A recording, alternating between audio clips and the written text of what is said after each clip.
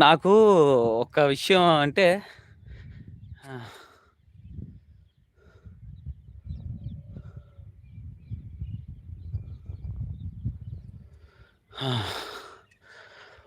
ఒక పెద్దాయన చెప్తే విన్నాను.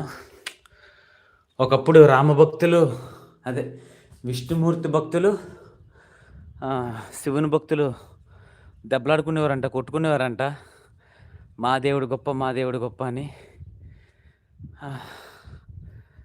ఇక్కడ అవతారాలన్నీ ఉన్నాయి చూడండి. మత్స్య అవతారం, కూర్మ అవతారం,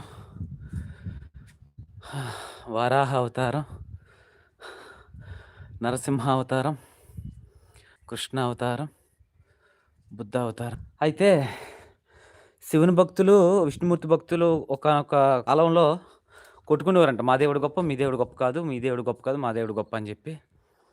సో అయితే ఆ మహాదేవులు మాత్రం శివుని గుడికి వెళ్తే నారాయణ మంత్రం,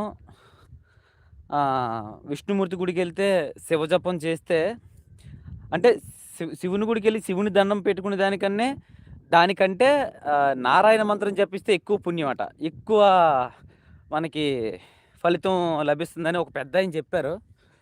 సో నేను అదైతే గట్టిగా నమ్ముతాను. ఎప్పుడు శివాలయంకి వెళ్ళినా నారాయణ నారాయణ అనుకుంటాను. ఇప్పుడు రాముడి గుడికి వచ్చి ఓం నమ శివాయ అంటాను. సో అదనమాట. ఎవరైనా కామెంట్లో హాయో గే పెట్టండి, మాట్లాడుతున్నాం కదా. ఇగో